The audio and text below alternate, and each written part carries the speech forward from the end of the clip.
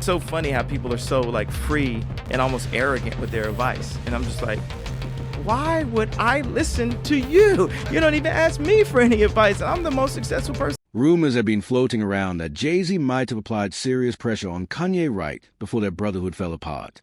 People close to the situation now claim Jay was trying to keep Ye in line, like he wanted to manage him, not just mentor him. And that part has fans looking sideways. Because when you grow into your own power, control starts feeling like a cage. And not everyone around you is ready for that evolution. You start moving different, thinking different, acting in ways people aren't used to seeing from you. Some folks never really grow past a certain age mentally. They stay stuck where they first felt powerful. Meanwhile, you're leveling up every year, changing, expanding. That kind of growth can feel threatening to people who want things to stay the same, especially if they were once the one calling the shots. And that's where tension usually starts. So the real question becomes, what actually happened behind closed doors? Was Jay ever genuinely Kanye's friend? Or was he keeping him close to maintain control of the situation? Some people believe Jay was always thinking 10 steps ahead, playing chess while Kanye thought it was brotherhood. Kanye believed it was loyalty, trust, family. But others now say Jay may have been guarding his position the entire time. To understand it, you have to go all the way back to the beginning. Kanye and Jay-Z first connected around 2000, when Kanye produced a track for Beanie Sigel, who was signed to Rockefeller Records. Jay and Dame Dash were blown away by Kanye's sound immediately.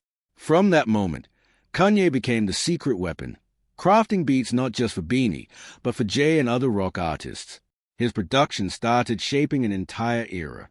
That's why so many fans say Kanye helped breathe new life into Jay-Z's career with his work on The Blueprint in 2001.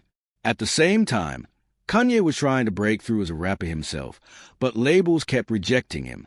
He didn't fit the tough, street image hip-hop was chasing back then. Even Jay was reportedly unsure about signing Kanye as an artist. Dame Dash was the one who pushed hard, worried they'd lose Kanye's production genius if they didn't lock him in. By 2002, Kanye was officially signed, and he and Jay began working closely, side by side. They created classic after classic, and Kanye truly believed a real friendship was forming. That bond reached its peak with Watch the Throne in 2011, a joint album that shook the culture. But once the tour ended in the summer of 2012, the energy shifted. Something felt off, and cracks started forming in their relationship.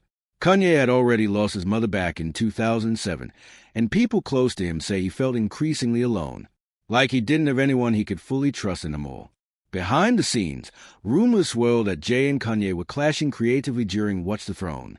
Jay wanted certain records held back for his solo album Magna Carta Holy Grail. Kanye believed those songs belonged to their joint vision. That disagreement quietly changed everything. I was hurt about them not coming to the wedding. I understand they was going through some things, but if it's family, you're not gonna miss a wedding. And I'm not using this interview to put any negative things, but I gotta state I gotta state my truth.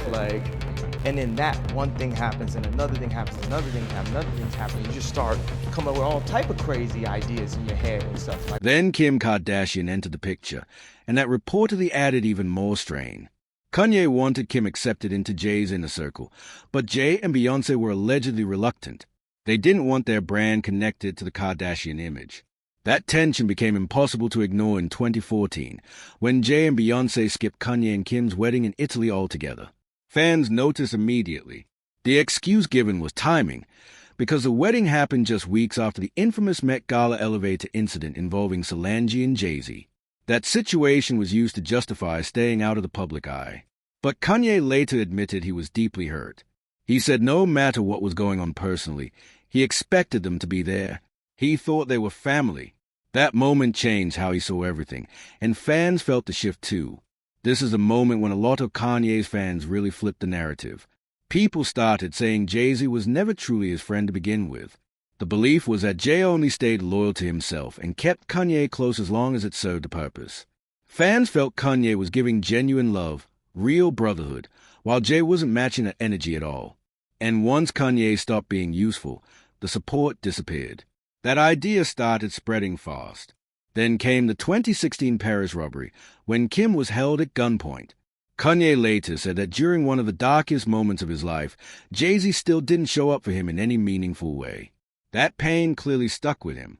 About a month later, Kanye went on one of his now infamous onstage rants, directly calling out both Jay-Z and Beyoncé in front of a stunned crowd.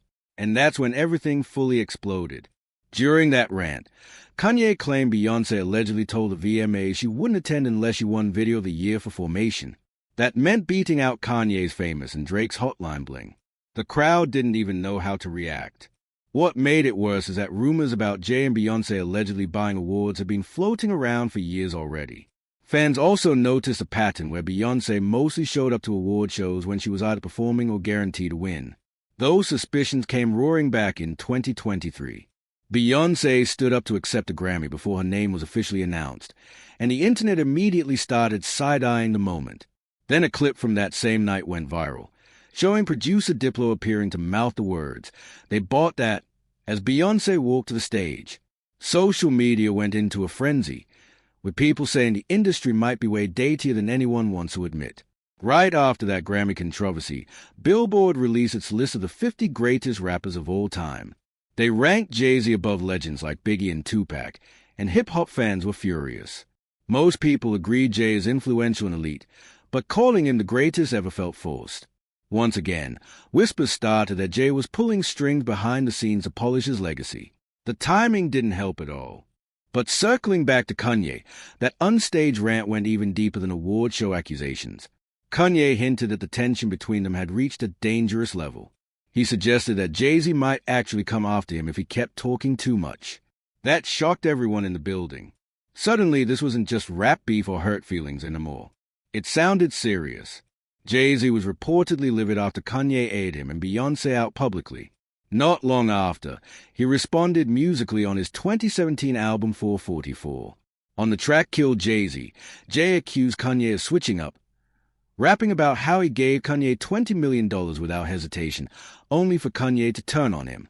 He was referencing reports that he fronted Kanye money to keep him locked into Tidal, especially after news broke that Kanye was over $50 million in debt. That line painted Jay as a savior and Kanye as ungrateful. The message was clear.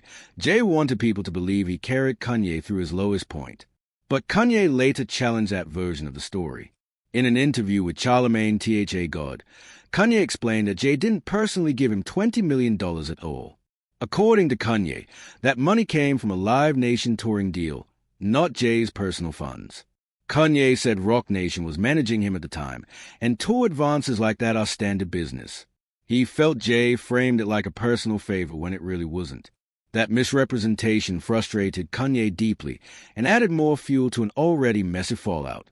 In Kanye's eyes, Jay was using the situation to gain leverage and control the narrative. Kanye went even further, saying Jay was the type to do something for you just so he could hold it over your head later. Like a leash. He admitted that as a loyal and emotional artist, that dynamic made him feel trapped. It wasn't just about money, it was about control. And once Kanye felt that pressure, everything changed. Shortly after Jay took shots on 444, Kanye made a power move of his own. He pulled his entire catalog off Tidal and walked away from the platform completely. To many fans, that was Kanye reclaiming his independence. Still, over the next few years, people noticed subtle signs that things might have cooled down between them again. And when Kanye and Jay-Z were spotted together at Diddy's 50th birthday party in December 2019, fans instantly assumed the beef might finally be over. Then in June 2021, Beyoncé surprised everyone by posting a birthday tribute to Kanye on her official website. That single move had people thinking the whole family might be trying to mend fences. Fans started believing peace talks were happening quietly behind the scenes. And when Jay-Z showed up on Yeast Donda album, the internet exploded. It was their first collaboration in nearly 10 years, and people took it as confirmation that the rift was finally healed. But fast forward, and now there's growing talk that Kanye and Jay-Z aren't even speaking anymore. A lot of people think the fallout ties back to Kanye publicly calling out the Carters for being influenced by powerful Hollywood forces. In October 2022, Kanye began openly naming certain executives and power players in the industry. Within weeks, brands, Celebrities, corporations, and even banks cut ties with him all at once. It felt like a full industry shutdown. Throughout that entire storm, Jay-Z and Beyoncé stayed completely silent. At first, fans assumed the silence meant they were quietly supporting Kanye. No statements, no distancing, no public condemnation. But then Kanye dropped a bomb during an interview with paparazzi from Daily Stardust. He claimed the reason Jay and Beyoncé never speak up on major issues is because, in his words, they're controlled. That comment instantly reignited every old rumor about their relationship. Kanye went even further, saying they try to suppress you by labeling and categorizing you. He said plenty of powerful names can be controlled, but not him. He openly stated that Jay-Z and Beyoncé fall into that control category. Kanye made it clear he wasn't afraid to name names anymore. That moment sent shockwave through social media and shifted how people view the entire situation. After the Grammys conspiracy clips went viral, fans doubled down on the belief that Jay-Z was never a real friend to Kanye. People started saying Jay's only true loyalty has always been to money and power. That narrative grew even louder when Jay closed out the 2023 Grammys with his God-did performance. This was after he had publicly criticized the Grammys and said he was done with them. The contradiction didn't go unnoticed. Fans began calling Jay out, saying the switch-up proved he doesn't stand on real principles. Now, the dominant theory is that Jay finally cut Kanye off because Kanye couldn't be controlled anymore. People believe Kanye walked away from the elite inner circle on purpose. And some even argue he's better off staying far away from that world entirely. So what do you think really happened here? Did Jay-Z distance himself because he lost control of Kanye? Drop your thoughts in the comments. Hit like, subscribe, share, and we'll catch you in the next video.